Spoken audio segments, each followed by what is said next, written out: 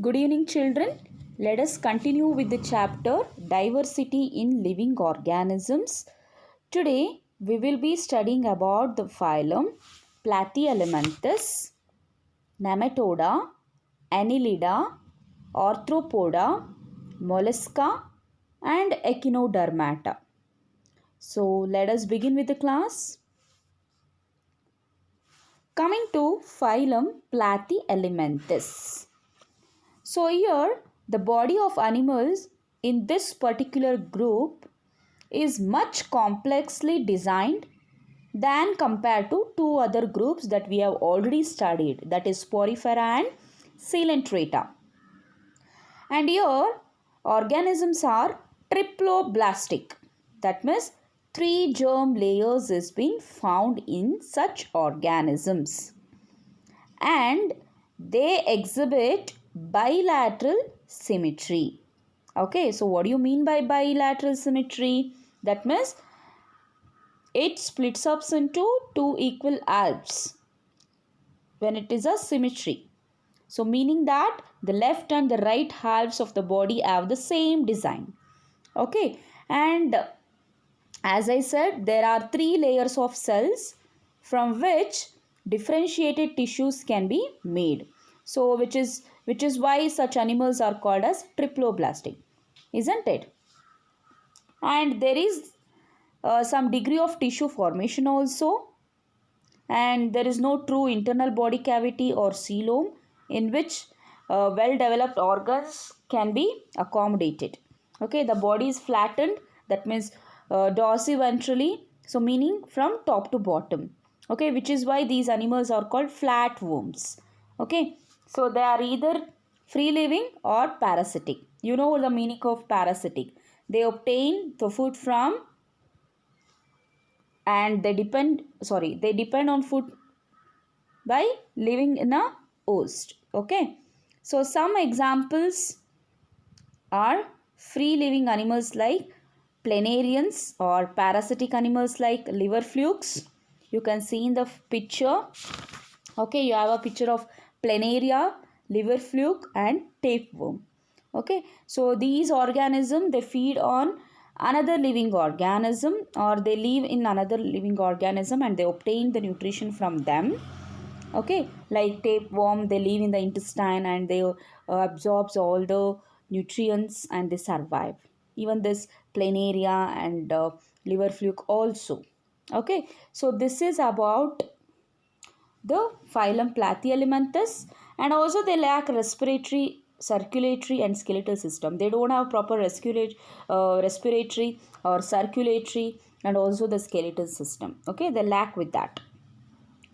Next, coming to phylum Nematoda. So here the Nematoda body is also bilaterally symmetrical and also it is triploblastic, and you people know the meaning of bilateral symmetry and triploblastic. And the body is cylindrical rather than flattened. So their body is not flat, that means they are cylindrical. Okay, there are tissues but no real organs. They have a tissues but they don't have proper organs. Okay, so it is sort of body cavity or pseudo coelom is present, and there are very familiar as parasitic worms causing diseases such as the worms that causes elephantiasis, that is filarial worms. Okay, or the worms in the intestine, that is roundworm or pinworms. So some of the examples are given in the picture. You can see that is Ascaris and Wucheria. Okay, these are the nematodes are grouped under, or you can also call it as Aschelminthes. Okay, so here what do you say, circulatory system, respiratory system and skeletal system is absent. Okay, same like the Platyhelminthes. And sexual reproduction also occurs in these organisms. So nematodes can also be said as Aschelminthes. Okay, don't get confused. Next we will be studying about phylum Annelida. So what do you call it as children? It is Annelida. Okay, so annelid animals are also bilaterally symmetrical and also triploblastic. But In addition, they have a true body cavity. Okay, so this is going to allow true organs to be packaged in the body structure. So there is thus extensive organ differentiation. The organ can be differentiated. The differentiation occurs in segmental fashion, so which to the segments lined up one after the other from head to tail. So you can see the segments throughout the body. Like in earthworm, you can hold the earthworm in your hand, you can see how the body segments is there since from head to tail. Okay, so these animals are found in a variety of habitats such as freshwater, marine water, and also on the land. We see earthworms, leeches are also familiar examples for this particular phylum. You can see the picture, Annelida, that is Nereis, earthworm, and leech. So these are all the organisms that is grouped under the phylum Annelida.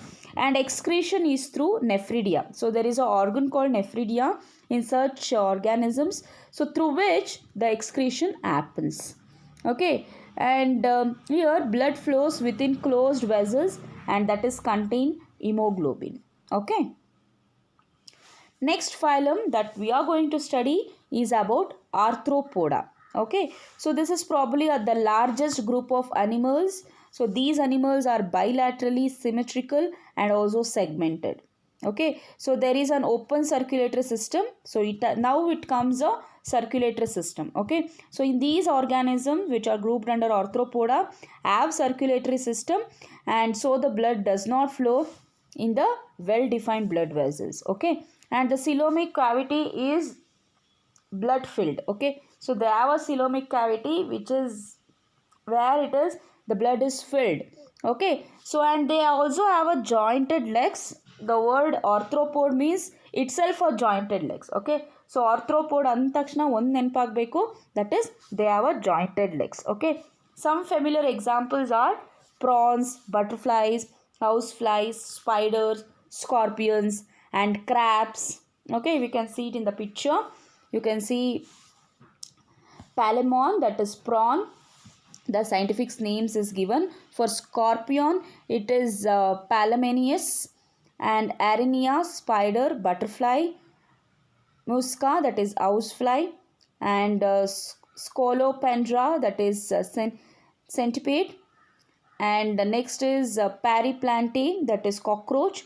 These are all the organisms that grouped under Arthropoda, and sexes are separate in case of these organisms where fertilization is internal. Okay, it is internal fertilization, and that undergoes metamorphosis. Metamorphosis means so they molt. Okay, so they shed out the skin. Okay, so that is metamorphosis. Okay, they keep on molting every stages. Next we are going to study about phylum Mollusca. Okay, so in the animals of this group there is a bilateral symmetry. Okay, so the coelomic cavity is reduced in case of these organisms, and there is very little segmentations. Okay, and they have an open circulatory system and kidney like organs for excretion. They even have a kidney like structures for excretion, and they have an open circulatory system, and there is a foot that is used for moving around. Examples are snails and this examples you can see chiton, octopus, Uniopila. These are the examples of mollusca, organisms that grouped under phylum Mollusca, and sexes are usually separate in these organisms also. Next we are going to study about phylum Echinodermata. So in Greek word echinos means hedgehog. Okay, and derma means skin. Okay, so that is why we say dermatist, the person who what the doctor who treats for skin, it is called as dermatologist or dermatist. Okay, thus these are spiny skinned organism, skinny kind of organisms. These are exclusively free living marine animals, usually seen in marine water, and they are triploblastic and have a coelomic cavity. They also have peculiar water driven tube system that they use for moving around. Okay, and they have a hard calcium carbonate structures that they use as a skeleton. Okay, examples are starfish and sea urchins. Okay, so your examples you can see ichneus, starfish, Olathuria, that is sea cucumber, and feather star. So these are all the examples of echinodermata. And excretory system is absent. Okay, and nervous system is very primitive. And they have a body cavity which is modified into water vascular system with a tube fit. Okay, so you know the terms triploblastic, acoelomate, and coelomate. Okay, so children, so this was the class which consists of all remaining animal kingdom. So that we have studied was Platyhelminthes, Aschelminthes or Nematoda, Annelida, Arthropoda, Mollusca, Echinodermata. So in the next class we shall continue with the chordates. So there you will be studying mostly about the vertebral column animals, so which has a vertebral column. So such animals, about that you will be studying in the next class. Worksheet will be sent along with this video. Okay, so do solve it and have a good day.